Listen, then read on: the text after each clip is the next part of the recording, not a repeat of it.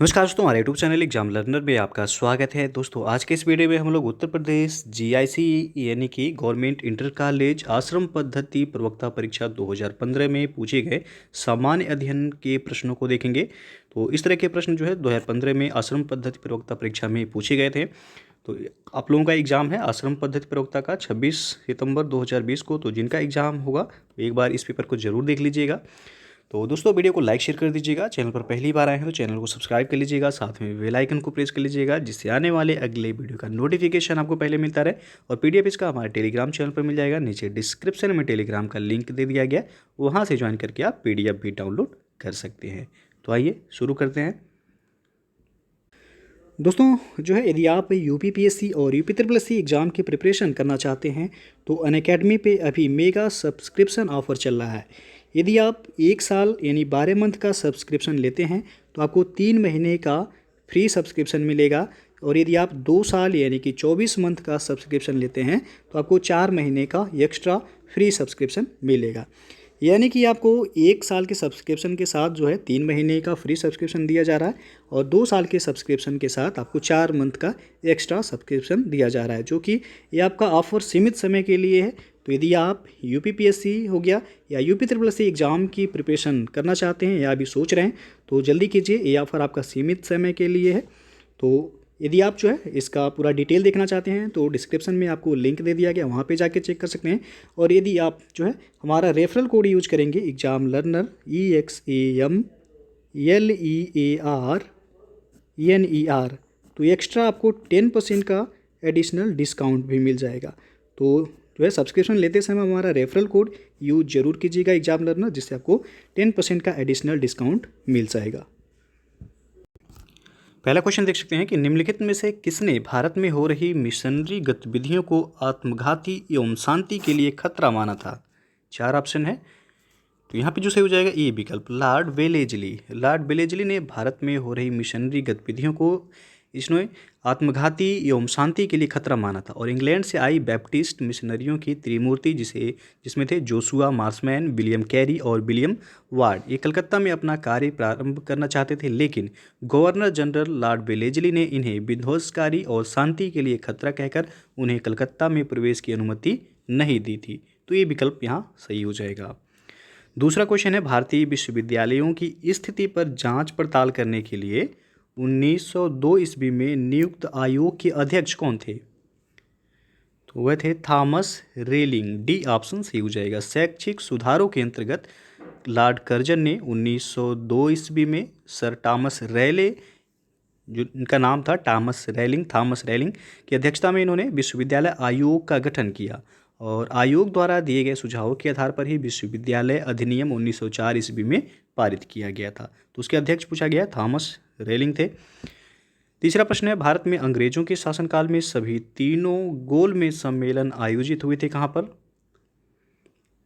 तो यह हुआ था लंदन में। बी ऑप्शन सही हो जाएगा। भारत में अंग्रेजों के शासनकाल में तीनों गोलमेज सम्मेलनों का आयोजन लंदन में हुआ था।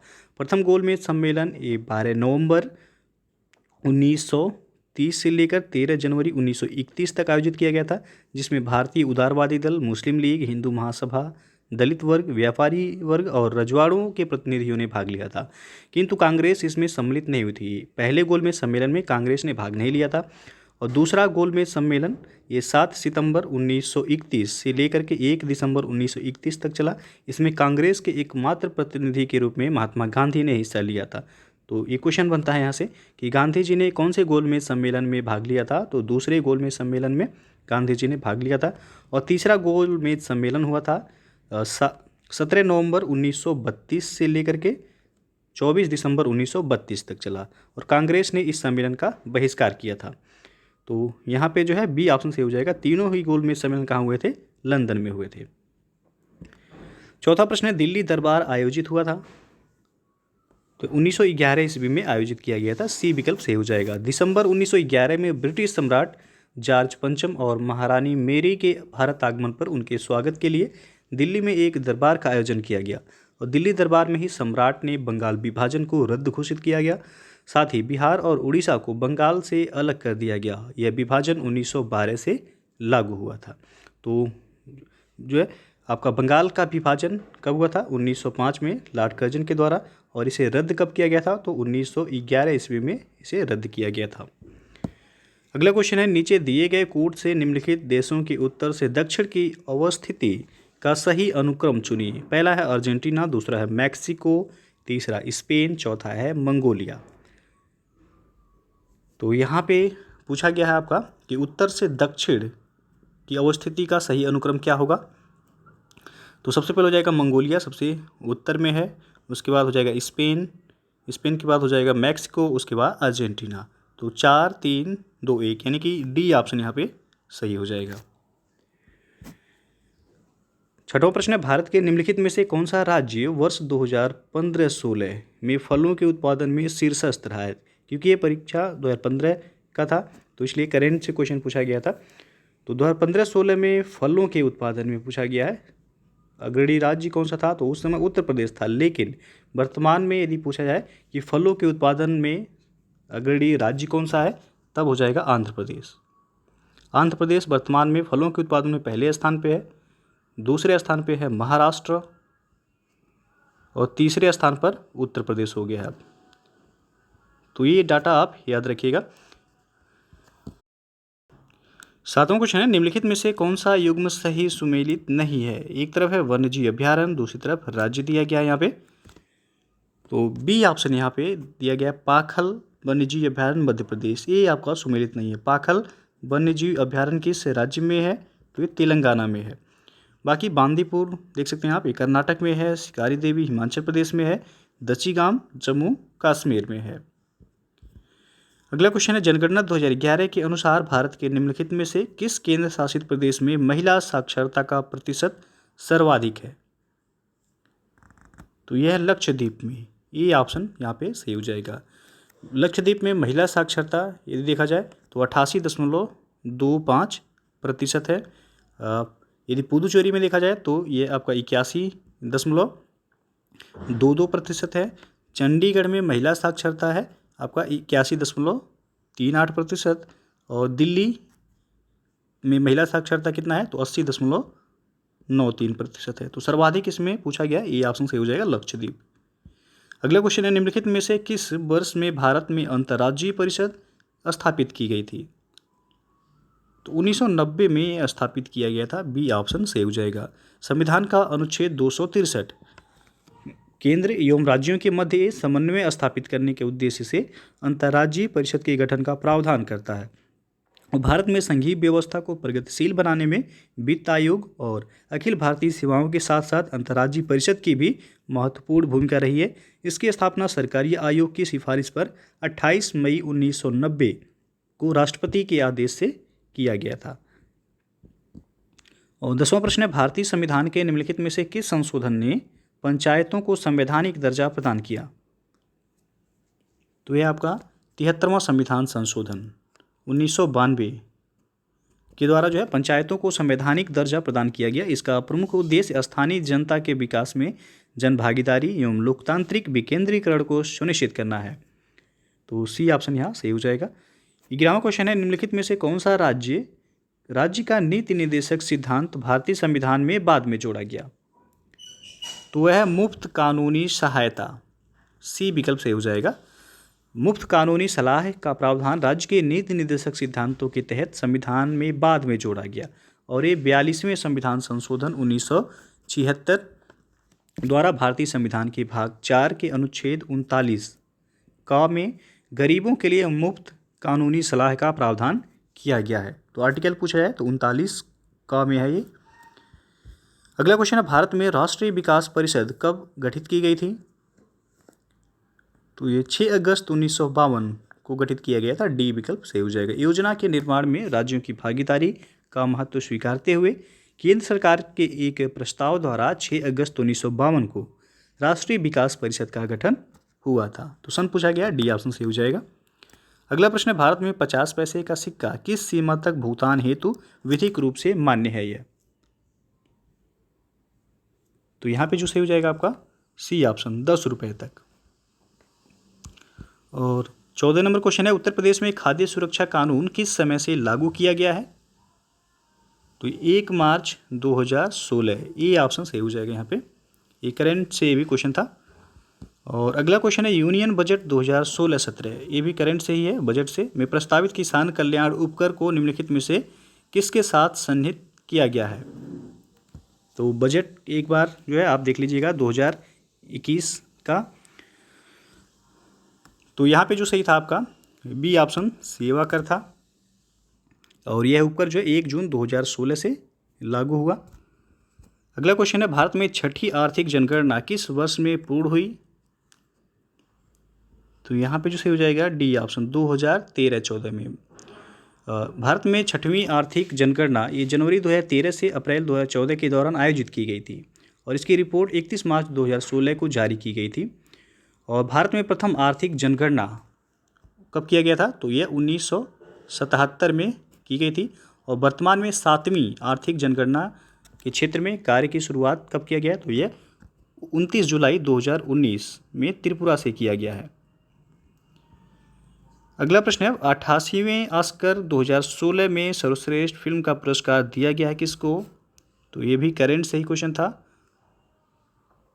तो इसका जो सही आंसर था स्पॉटलाइट था, लेकिन अब वर्तमान में कौन सा ऑस्कर अभी दिया गया है, तो 93 यानी कि 93वां ऑस्कर दिया गया फिल्म नोमैडलैंड को। तो ये आप याद रखिएगा। अगला क्वेश्चन है भारत के रेल बजट 2016 में घोषित की गई पूरी तरह 3AC नई ट्रेन का क्या नाम है।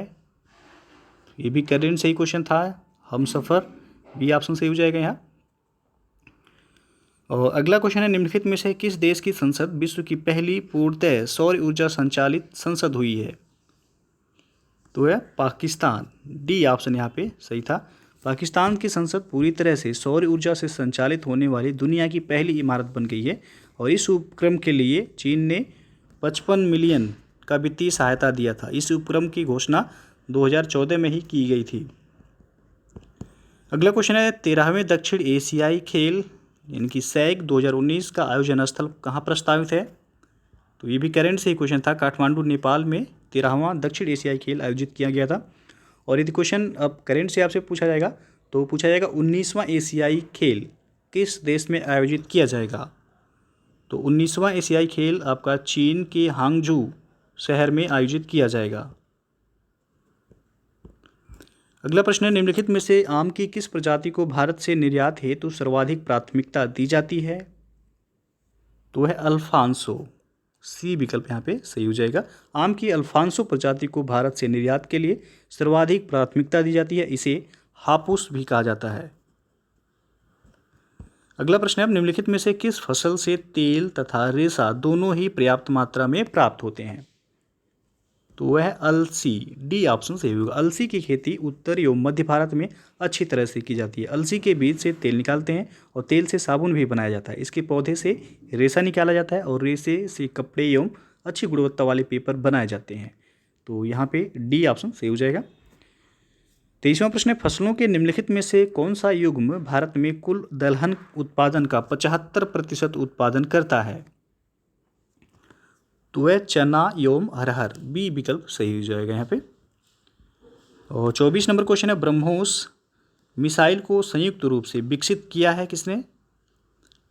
तो ये भारत और रूस के द्वारा विकसित किया गया, सी ऑप्शन सही हो जाएगा। BrahMos supersonic cruise missile Bharat एवं रूस के द्वारा संयुक्त रूप से विकसित की गई मिसाइल है। ब्रह्मोस मिसाइल का नामकरण भारत की ब्रह्मपुत्र नदी और रूस की मोस्कवा नदी के नाम पर किया गया है। 25वां प्रश्न है निम्नलिखित में से कौन सा युग्म सही सुमेलित नहीं है। तो यहाँ पे आप देख सकते हैं डी ऑप्शन विटामिन B6 दिया गया, धान की भूसी। तो जो है धान की भूसी के तेल से अल्प मात्रा में विटामिन B6 प्राप्त होता है। तो यहाँ पे जो है आपका डी ऑप्शन सुमेलित नहीं है। विटामिन ए का स्रोत क्या है, गाजर। विटामिन ई का स्रोत है ताड़ का तेल। विटामिन डी का स्रोत है कार्ड यकृत का तेल। तो सुमेलित पूछा गया है, कौन सा नहीं है, तो डी ऑप्शन जो है सुमेलित नहीं है ये आपका। अगला प्रश्न है कीटभक्षी पौधे जिस मृदा में उगते हैं उसमें अल्पता होती है किसकी। तो नाइट्रोजन की कमी पाई जाती है उसमें, ये ऑप्शन सही हो जाएगा। 27वां प्रश्न है निम्नलिखित में से कौन सा जैव अणु एक प्रकार का प्रोटीन है। तो वो होगा कीरेटिन, सी ऑप्शन से हो जाएगा। और जैव अणु जटिल कार्बनिक अम्ल होते हैं, इनका निर्माण सजीवों के शरीर में होता है और मनुष्यों के नाखून एवं बालों में पाया जाने वाला क्रिएटिन एक प्रकार का प्रोटीन होता है। तो पूछा जाए क्रिएटिन कहाँ पाया जाता है, तो बालों में और नाखून में क्रिएटिन नामक प्रोटीन पाया जाता है। 28वां क्वेश्चन है, ये गणित से है। यदि समांतर चतुर्भुज ABCD में AB दिया गया है 12 सेंटीमीटर, BC दिया गया है 14 सेंटीमीटर, BD दिया गया है 20 सेंटीमीटर, तो AC किसके बराबर होगा, ये पूछा गया है। एक समांतर चतुर्भुज यानी कि ये मान लीजिए हो गया, तो A हो गया और ये B हो जाएगा और ये C हो गया और ये D हो गया। कह रहा है कि यदि समांतर चतुर्भुज है ABCD, तो AB दिया गया है यहाँ पे 12 सेंटीमीटर, इसकी लंबाई दे दी गई कितना 12 सेंटीमीटर। उसके बाद कह रहा कि BC 14 सेंटीमीटर, तो B और C ये दे दिया गया है 14 सेंटीमीटर। उसके बाद BD दिया गया है 20 सेंटीमीटर, B और D यानी कि A दे दिया गया आपका यहाँ पे 20 सेंटीमीटर। तो AC पूछ रहा है किसके बराबर होगा A। तो यहाँ पे एक फार्मूला लग जाएगा कि किसी भी जो है समांतर चतुर्भुज में AC स्क्वायर यहाँ पे हो जाएगा प्लस BD स्क्वायर बराबर हो जाएगा 2 AB स्क्वायर प्लस हो जाएगा यहाँ पे BC स्क्वायर। अब इसी पे आप मान रख देंगे, आपका जो है हल हो जाएगा। तो AC पूछ रहा है आपसे, तो AC को आप x मान लेंगे, x स्क्वायर प्लस BD दिया गया है 20, तो हो जाएगा 20 का स्क्वायर बराबर हो जाएगा यहाँ पे AB भी दिया गया है, तो AB कितना है, यहाँ 2 आपको रखना है, और AB दिया गया आपका 12, तो 12 का स्क्वायर प्लस BC कितना दिया गया है 14, तो 14 का स्क्वायर हो जाएगा।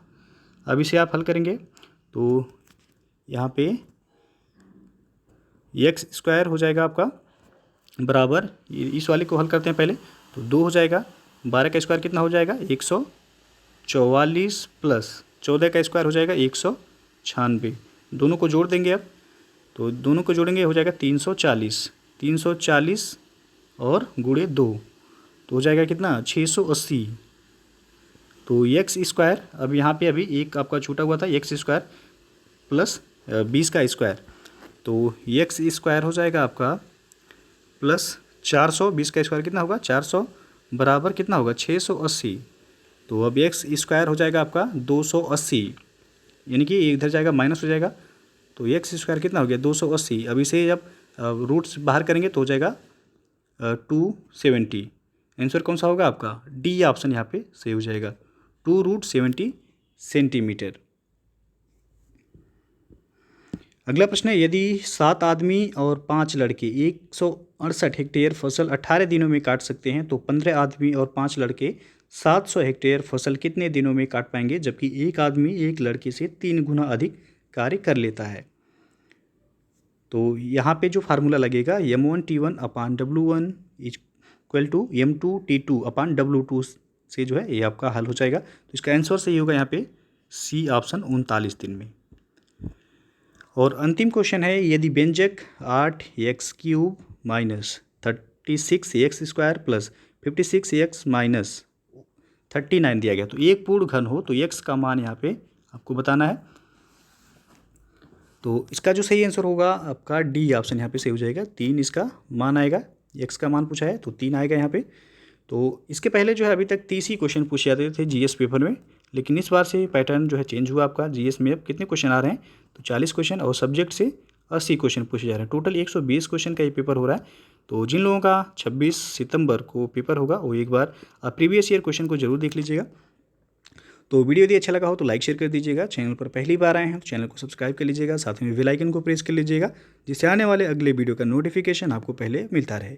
तो वीडियो को पूरा देखने के लिए बहुत बहुत धन्यवाद।